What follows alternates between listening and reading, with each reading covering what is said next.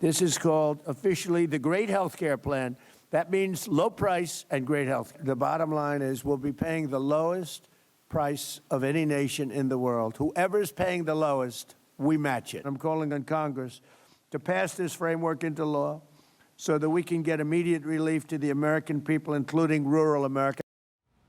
So that is President Trump. He was encouraging Congress this week to pass his newly unveiled health care plan. It's aimed at slashing costs for you and includes increased funding for rural areas as part of the big, beautiful bill. For more, let's bring in Indiana Republican Senator Jim Banks. Jim, thank you so much for joining us. You sit on the Health Committee and the Armed Services Committee, so you're the perfect person for this.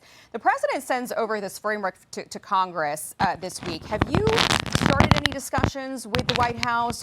Are there going to be any subsidies in this possible legislation? And if so, what subsidies might be acceptable to Republicans?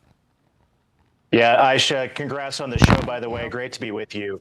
President Trump did his job. He put out a concrete, substantive plan to bring down the cost of health care for all Americans. And that's the big takeaway here. The Democrats are pushing to extend the Obamacare COVID-level subsidies for another 3 years. And that will only help, the studies show us that will only help about a half of 1% of the American people. And I'm hearing from small business people, I'm hearing from farmers and families all over Indiana who are saying that their healthcare premiums are skyrocketing, and the Democrat plan will not help them at all. But President Trump's plan there are 5 pillars of it. It will create more competition, more transparency. It will expand health savings accounts for all Americans and send money to health savings accounts instead of to big insurance companies. His plan is very good, and now Congress needs to do its job and act and pass it. Unfortunately, a lot of the parts of President Trump's plan were a part of the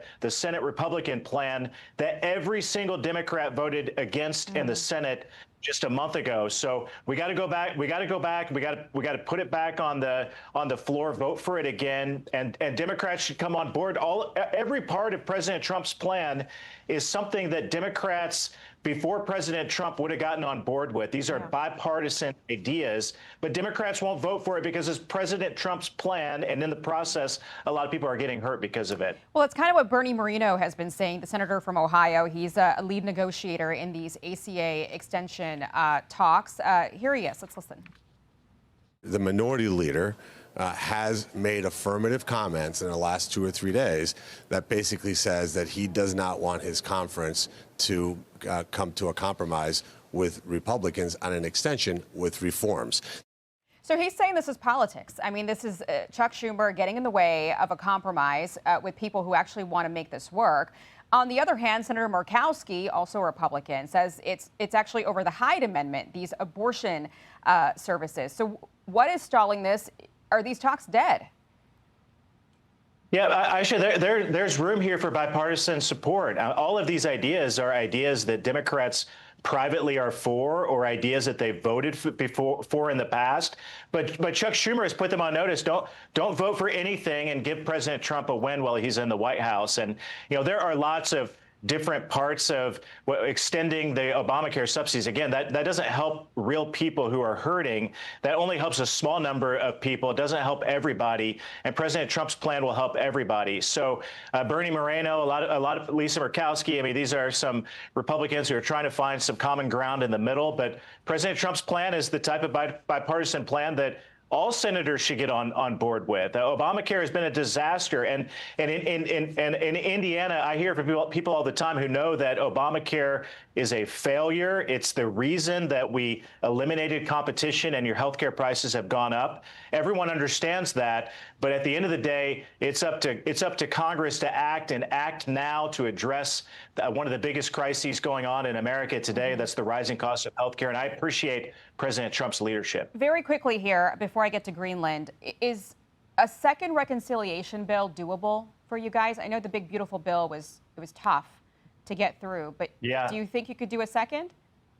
I think it should be on the table. It's one option to get to just needing 51 votes instead of 60, or do away with the filibuster and pass something that way as well. But without Democrats coming on board, we got to be creative. Reconciliation is one option. We can't do everything that's in President Trump's plan with reconciliation because the rules prevent us from doing that. So, but we have to act now. We have to act quickly. President Trump has given us a framework to work with.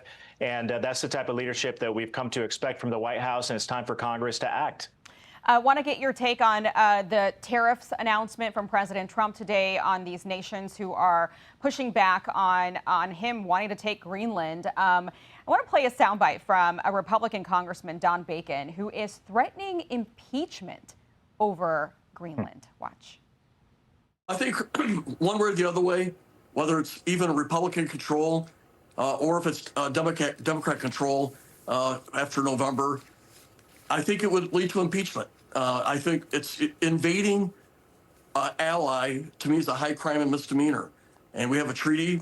We have the NATO agreement and it would be basically severing this whole agreement and invading an ally, a democracy. It's immoral. It's wrong. Is he wrong, Senator? He's very wrong, and I'm glad that Don Bacon is quitting Congress. He's going away. I'm glad that President Trump is showing the type of leadership on the world stage that puts America first, that recognizes that Greenland is strategically very valuable and important, and we can't allow Greenland to fall in the hands of our biggest enemies like China and Russia. And that's why President Trump taking an economic approach and putting Western Europe on notice that we want to make a deal. We want to use Greenland in a strategic way that's good for Greenland, that's really good for Europe, by the way, but at the end of the day, it's really good for America's national security interest. And I was glad to see President Trump's announcement this morning about tariffs and trying to bring these negotiations along and bring Denmark to the table. That's exactly what President Trump should do. He's not the first president who's tried to do this, who's tried to acquire Greenland, but President Trump is taking a serious and strategic approach to negotiate a deal. That's what we hired President Trump to do, and I'm excited to see where this leads. Senator Banks, I'm surprised you're not wearing a big, bright red tie today, but I'll take the red stripes, I imagine, for our Indiana Hoosiers. Are you excited? I can't wait. I've never been more excited about a sporting event than Monday night's national championship football game. The Indiana Hoosiers. What a great story. You're a Hoosier. I'm a Hoosier. When I was at Indiana University, they were so bad at football that they gave away free tickets just to get students in the stands. And this season has been so magical, so much fun for our home state. I'm so excited. I have a bet going on with my colleague from Florida. And I've never felt better about a bet than this one, because the Hoosiers are on a roll. They're making history. They're making Indiana proud. Fernando Mendoza is a class act that the younger generations in America can look up to. This is so much fun for Indiana. Well, hopefully you'll let the girls stay up and watch the game with you. I'm definitely going to stay up, and we'll root on the Hoosiers together. Go Hoosiers. Senator, great to have you on the program. Hey everyone, I'm Emily Campagno. Catch me and my co-hosts Harris Faulkner and Kaylee McEnany on Outnumbered every weekday at 12 p.m. Eastern, or set your DVR. Also, don't forget to subscribe to the Fox News YouTube page for daily highlights.